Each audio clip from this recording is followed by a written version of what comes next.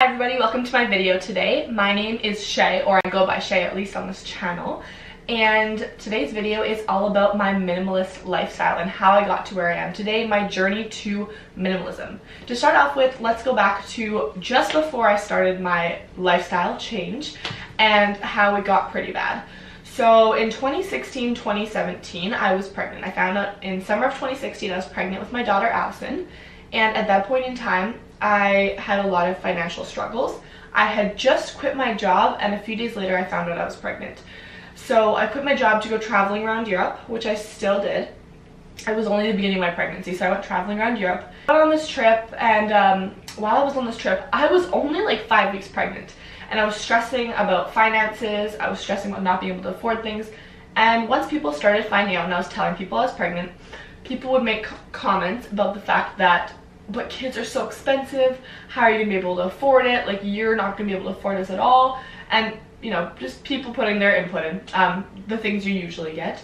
And being that I was younger, a lot of people just assumed that I wouldn't be able to afford it. So this got in my head, and this really stuck out to me, and I kind of panicked. And I think that's what happened, because without knowing it, I kind of panicked and I started getting everything I could. So I had a thing where if it said free, I needed to have it. Even if I didn't need it, I wanted it because it was free, so it was a good deal, and I was someone that loved a deal and a bargain, not realizing that I didn't need it and someone else could have used it more than me. So I started going on these mom Facebook groups for Pay It Forward, Moms Helping Moms, this and that, for all these moms in the area. There are a lot of local groups in my area of moms giving away free stuff to other mothers. So when I was pregnant, I was just getting every single thing, and they would give away household items and everything. But because I was so afraid of not being able to have money to afford anything, I was just getting everything I possibly could. My house was a mess. It was a disaster. Then I got towards the end of my pregnancy and realized that I needed a little bit more money. So what I did was I just started selling stuff, and I got kind of addicted to selling things. And this really came from getting money saved. It wasn't like I was spending money on anything bad or anything. I just wanted to save up some money so I felt better about myself, I think, and more prepared for the baby that I was about to bring into this world. And so I was selling a lot of stuff, which helped declutter. But then when she came, I think the panic set in all over again, and I started hoarding everything. And it got to the point where I was hoarding stuff. She was a newborn, and I had size 6 and size 5 clothing for like older kids. I had pull-ups for 3-year-olds. She was a newborn, and I was hoarding all of this stuff. And at the time, we had a roommate in this room here. Now it's Addison's room. But so we only had that little room to keep all 3 of our stuff, and it was getting really crowded in there. I wanted to dig a little deeper into this whole mindset that I had back then. Before I was pregnant, or just in general, I have been carrying a lot of emotional baggage of just a lot of things that happen in our life. We all have our own stories, and I think it really makes us who we are today. Who I am today, I wouldn't be the same person if all of those things didn't happen, as horrible and heart-wrenching as some of them were. And so I carried a lot of that emotional baggage with me, and I feel like I kind of transferred that into hoarding stuff. And by hoarding, I literally mean that, like, I was a hoarder. It was very bad. I'm not even saying that lightly. It was actually, I think, a sickness in a little bit. And it got kind of just ridiculous and out of hand. I don't really know why. Like, psychologically, maybe I was just afraid, and it was just my fear kicking in. And that's how I dealt with it. And a lot of times when I was going through hard times dealing with that emotional baggage, because those things and those people, which I'll get into, were still in my life at that time. The toxic people that were causing all of this. And I would go and shop. Shopping therapy was my thing. I would get a little bit of a rush, almost like a little high, from buying stuff. And I mean, it would only last like half an hour, maybe the afternoon, and then I'd feel down again. But I loved that feeling that I had. I was working full-time at McDonald's. I didn't care. I didn't have any responsibility. This is before I had Addison, but also kind of when I started to have Addison. And it was ridiculous. Like, I was very depressed back then. I was going through a lot. I was just buying things left, right, and center, dropping like 400 bucks there, 1,000 bucks there. I didn't care. Like, money, money, money. That's what was going on with me. So that needed to stop. So I kind of transferred that shopping therapy into selling therapy, and I would sell my items. And that's where I was in the story that I'll continue on now. Now, with all this mess and clutter that I had, and hoarding caused a lot of anxiety. I couldn't find things. I was stressed because I felt like I was trapped. There was stuff piled everywhere. The hallway was full everywhere. You couldn't find anything. It was a huge mess. It was horrible. I'm even thinking about it actually gives me anxiety. And anxiety isn't something I like to talk about much because I feel like sometimes it can be overplayed a little bit. I mean, I'm not saying it's not a thing. Oh my goodness, anxiety it's a whole other thing, and I feel like mostly everybody has it in some way. And for me, my anxiety comes from, and still is, when I see clutter or a mess, I get very anxious. I can't control it. I get stressed, and it's just like a whole thing. My body physically is having issues when I see clutter and mess. And that's totally different than how it was before. And this kind of started after having Addison, and maybe it was because I wanted to be clean for my newborn. I don't really know where that came from. But anyways, I had really bad anxiety, and I still do when it comes to seeing clutter and mess. So I started decluttering my house. This is what I got addicted to, decluttering. And I would help out these fellow moms in these Facebook sites. I would give them, free stuff for their kids. People would put in search of posts, so in search of, I don't know, crib for single mom, or this and this and this for single mom. And I would help these single families, these low-income families, young families like myself, and I would feel good by doing it and helping myself by decluttering. This helped so much with my anxiety, and I realized once I started cleaning and decluttering that my anxiety was going down, and if I was anxious or depressed or sad that day, that would actually help and kind of heal it for that day and a little bit longer. So I realized that this was something really good for me, and I started watching all of these declutter videos on YouTube. And this is where I found minimalism. Sorry, 8 minutes in, and this is where I'm talking about minimalism. So when I found this YouTuber, she's called The Fairly Local Vegan. I'll link her down below if you're interested. She is this wonderful, fun-spirited, kind-hearted person, and she talks about decluttering and minimalism and just her journey in life, and I think it's so beautiful. I think she's a beautiful person, has a beautiful heart, and I've never ever had the pleasure of meeting or talking with her, but she inspired me so much to be who I can be, who I really am. She's inspired me to come out of my shell. So thank you, Fairly Local Vegan. I really, really love you.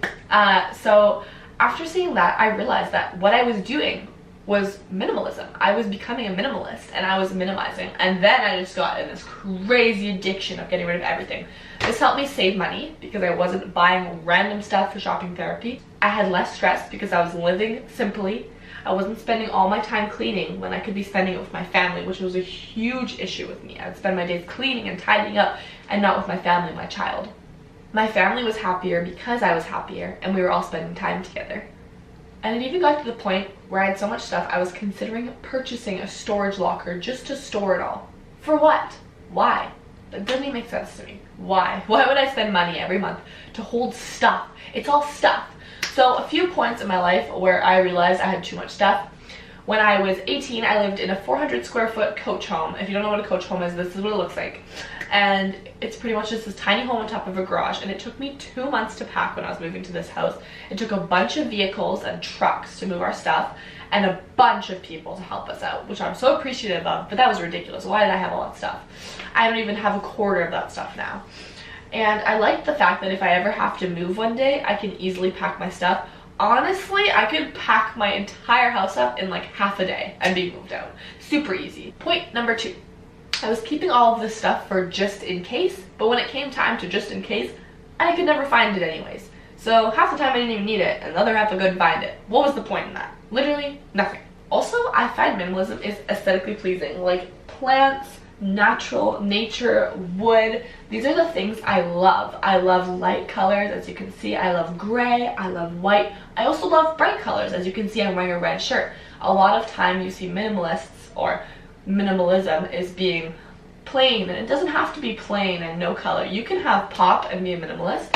You can do whatever you want. Minimalism is not a certain set of rules that you have to follow. It's just kind of how you decide to perceive it and how you decide to portray it with your life. So for me, minimalism looks like having a lot of nature in our house, and natural and wood and white and light colors but with a little bit of pops of color. I love having a few family photos up.